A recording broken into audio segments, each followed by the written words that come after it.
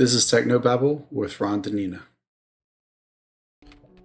Alright, today we're going to talk about the song Woe to the People of Order by the Shiny Snivy. So, I don't have as much to say about this one as No Heroes here, but let's go ahead and talk about it. Alright, so introduction. Alright, so this one is clearly anti-government, as are most of the songs about Technoblade, because they see him as an anarchist. As you know, if you've watched the previous two videos, I think that anarchy is not taught very well, and it's about self-order, which is something that Technoblade was pointing out, right? He was trying to point out that there is some kind of order to anarchy, and that it's voluntary order, right? Is that people associate themselves voluntarily, voluntary association, and they get to know each other, and then they have peace, right? And there's no coercion of violence from the government, and that's why he was trying to tear down governments. So let's go to verse 1.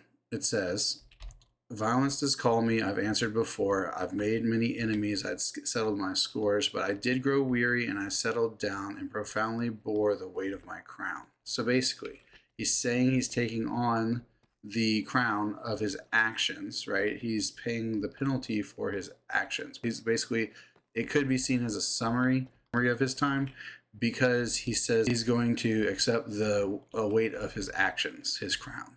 He's wearing the crown of his actions. Second part of verse 1, "I lived on my lonesome away in the far, where there was no violence to trouble my heart. I'd hung up my sword and I'd raised up my hoe, and I lied as I said that I would never go." So basically, he didn't realize, the truth of future statements is hard to tell, but he knew that he'd probably get sucked back into another war. All right, part 3 of verse 1, but came a cry from a man that I'd known, someone whom rare compassion I'd shown, and so I opened my door to the man who promised me blood and war. So this is talking about Wilbur, telling him about what's going on in society and asking him to come back and deal with the situation with Wilbur. All right, so this brings us to the chorus. "Oh, woe to thee, ye people of order. I hope your homes continue to smolder, and that you never rise again. Leave me be and leave my friends." So basically saying, hey, government, and this is the first part of the saga. So this means that it's not, he doesn't know what's about to happen, but leave me alone, right? Leave alone my friends, right? I hope that your homes continue to smolder. Basically, I hope that the revolution overturns your current government, the first one. Okay. Verse 2. "I followed him far to a distant land where he had been exiled by one single man. His horns, they were wicked, and his power was great, and you looked in his eyes and were swallowed by hate." So basically, Techno follows Wilbur into their little cave society. It says, "He took me to shelter his humble abode, a pitiful cavern his comrades called home. He handed me bedding and bid me adieu, and I sat and I pondered on what I should do." This is pretty clear. He's in the cavern, right? He's with all the other people who are with Wilbur, and basically he's like, how are we going to prepare for this war to overthrow the current government? All right, verse 2.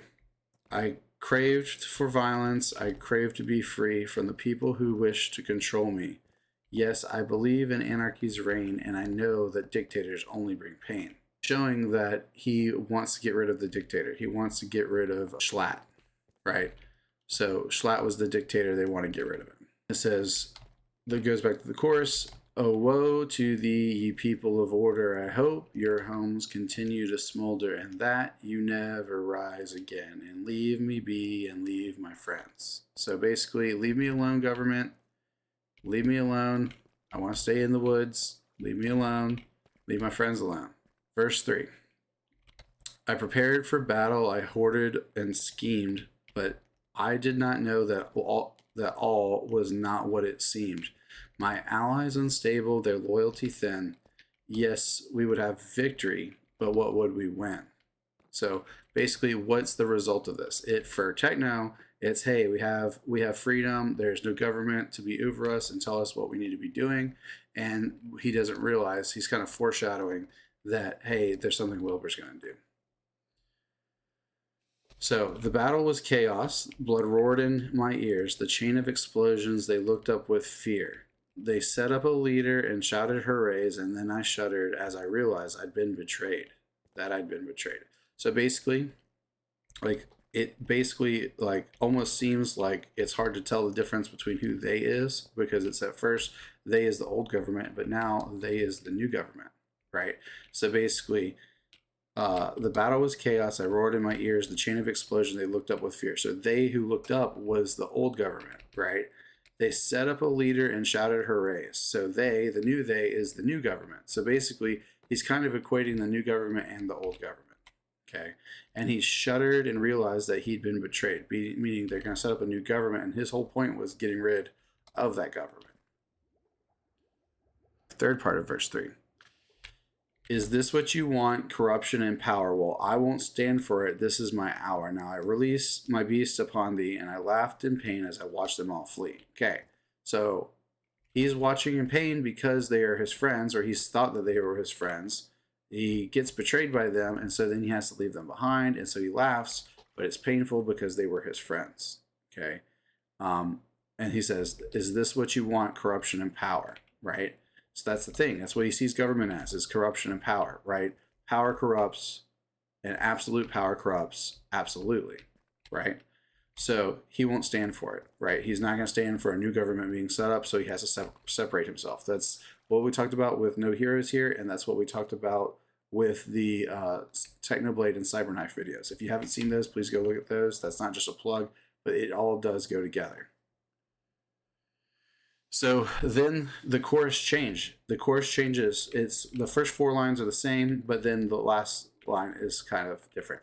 So, woe to thee, oh woe to thee, you people of order. I hope your homes continue to smolder and that you never rise again.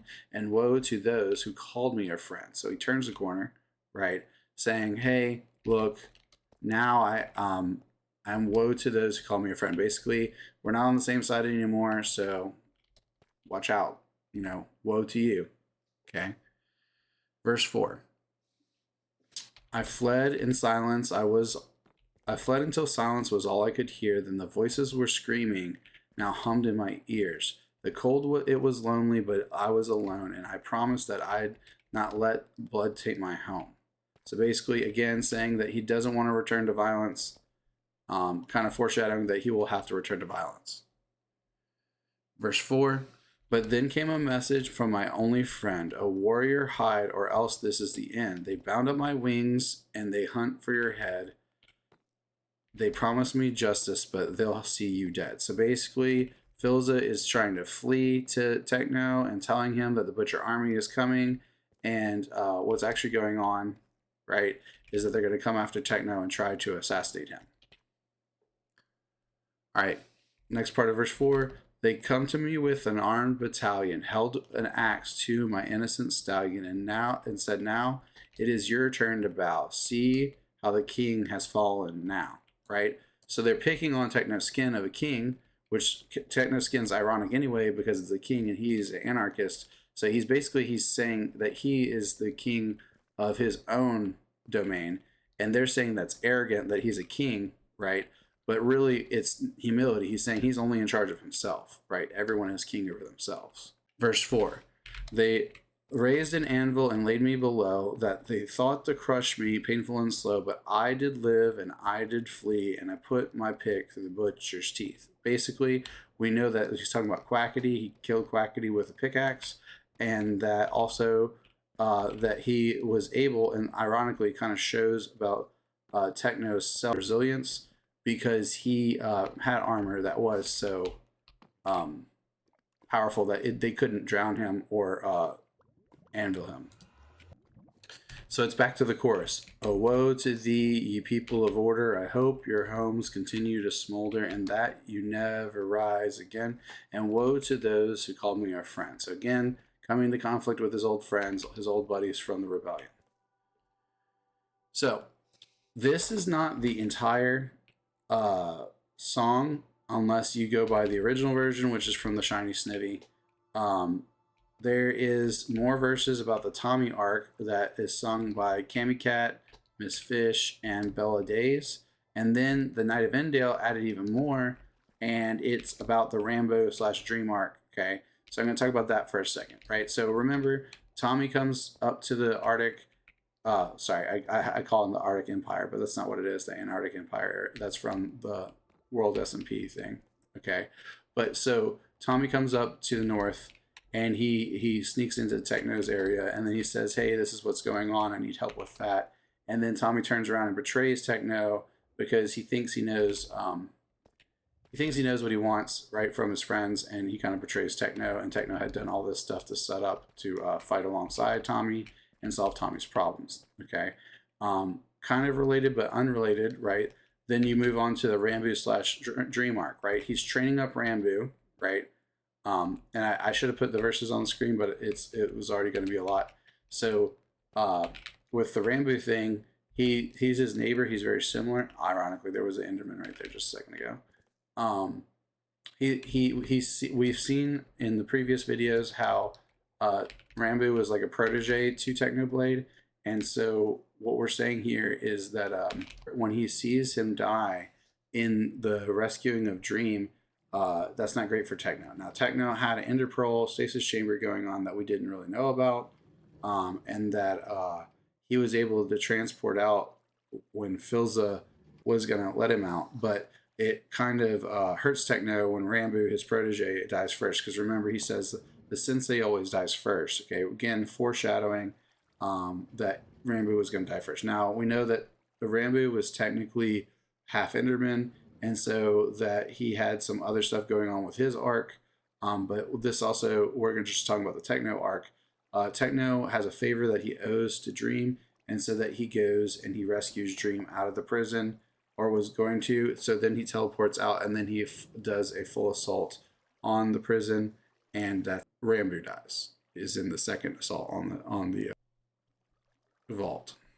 All right. Well, so I hope that answers a lot of questions about the song "Woe to the People of Order" by the Shiny Snivy. Like we said, there are a couple covers of it, some of it going deeper into the Tommy arc, and some of it talking about Ranboo and the Dream arc, the kind of promise redemption arc for Dream. So that's all I have for y'all today. See y'all. Peace. Have a good one.